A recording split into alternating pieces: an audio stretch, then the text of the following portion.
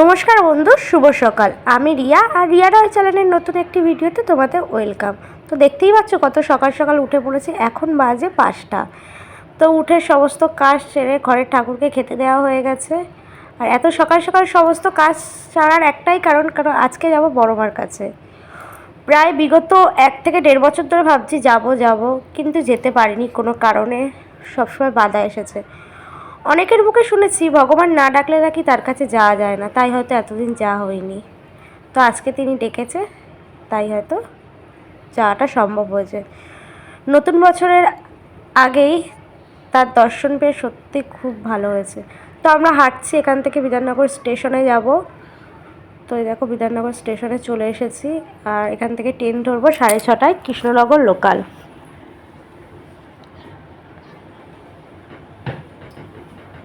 তো ট্রেন ধরেছি। এক একটা স্টেশন যখন পার হচ্ছে না, আমার মনের মধ্যে একটা আলাদা অনুভূতি কাজ করছিল যে মায়ের কাছে যাওয়ার এক একটা ধাপ এগিয়ে যাচ্ছি। এত সকাল সকাল চারিদিকটা এত সুন্দর লাগছিল, কি বলবো, শান্ত। আর এইদিকে দেখো 6:30টার সময় ট্রেনেও কত ভিড়। আর সবার গন্তব্যস্থল প্রায় একই ছিল, বড় মা। সারাটা রাস্তা আমরা প্রায় দাঁড়িয়েও গেছি, তবু মনের মধ্যে একটা কষ্ট ছিল না। ভাবছিলাম কতক্ষণে মাকে দেখবো, মনের মধ্যে একটা আনন্দই ছিল। তো গল্প করতে করতে আমরা চলে এসেছি নৈহাটি। এখান থেকে 5 মিনিট হাঁটলেই বড়মার মন্দির। আর সকাল সকাল হাঁটতে বেশ ভালোই লাগছিলো, যেহেতু তখনও রোদ্দুরের তাপমাত্রা এতটা ছিল না।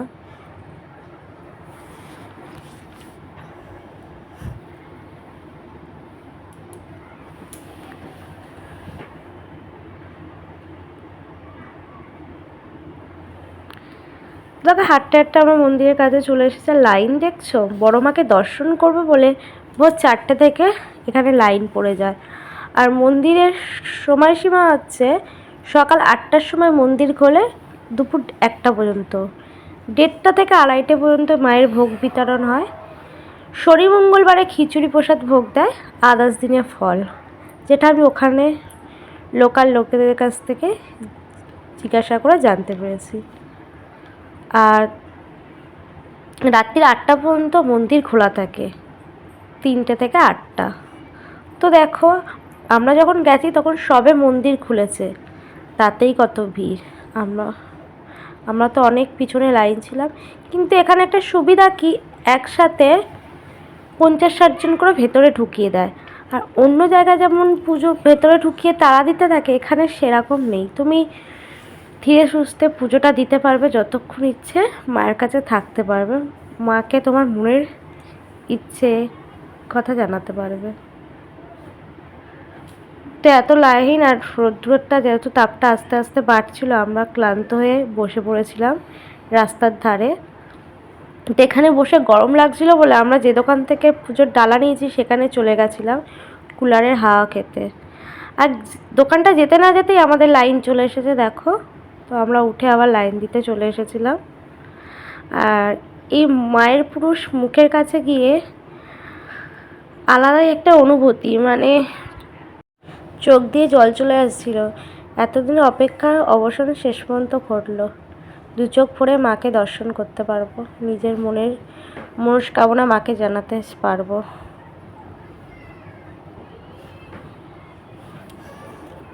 বছরের লাস্ট দিন আর নতুন বছরের শুরুর আগে মাকে দর্শন করেছি। আর নিজের মনস্কামনা সব জানালাম মাকে যে। আর দেখো মায়ের মূর্তিটা কি অপূর্ব লাগছে না, মনটা পুরো জুড়িয়ে গেল। মাকে এটাই বললাম প্রধানত যে আমরা কারোর খারাপ চাই না, আর কেউ যদি আমাদের খারাপ চায় তুমি মা সেটা দেখো। তো মাকে শান্তি মতন পুজো দিলাম। আর যেহেতু মায়ের মন্দিরে ধূপকাঠি বা মোমবাতি কিছু জ্বালানো যাবে না, তাই এইদিকে আমরা একটা শিব মন্দির আছে, সেখানে একটু জলও ঢাললাম বাবার মাথায়, আর ধূপকাঠি মোমবাতি জ্বালিয়েও নিলাম। তো যেহেতু আগের দিন নীলের উপোস ছিল, তাই পরের দিনও একটু বাবার মাথায় জল ঢেলে নিলাম।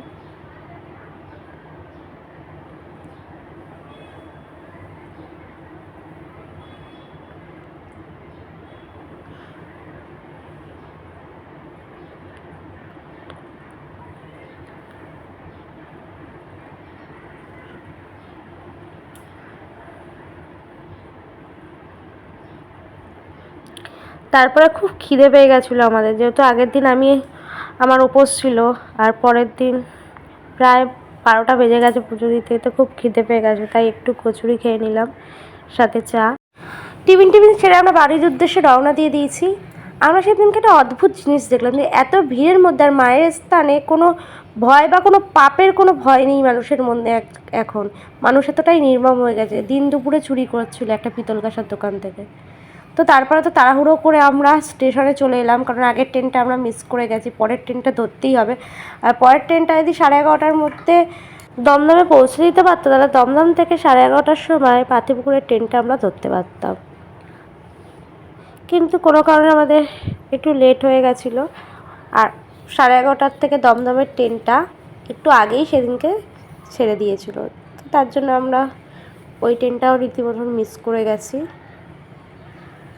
তো এদিকে দেখো, যাওয়ার সময় তো একটু সিট পাইনি, আর বাড়ি ফেরার সময় রীতিমতন রাজার হালেই বাড়ি এসেছি, পাটা ছড়িয়ে ভালোভাবে বসে হাওয়া খেতে খেতে ভালোই এসেছি।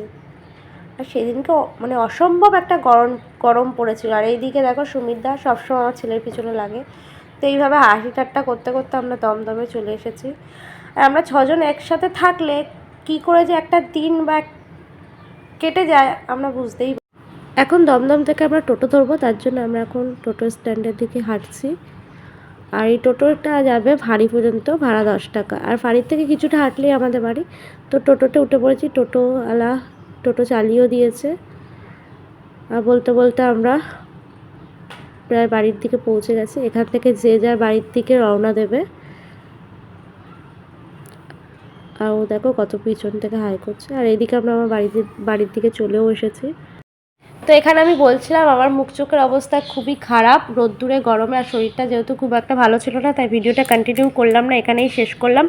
আমার ভিডিও যদি তোমাদের ভালো লাগে লাইক কমেন্ট শেয়ার করো, আর চ্যানেলটাকে সাবস্ক্রাইব করে দিও। আজকের মতন টাটা, আর শুভ নববর্ষ, নতুন বছর সবার খুব ভালো কাটুক, সবাই খুব ভালো থাকবে।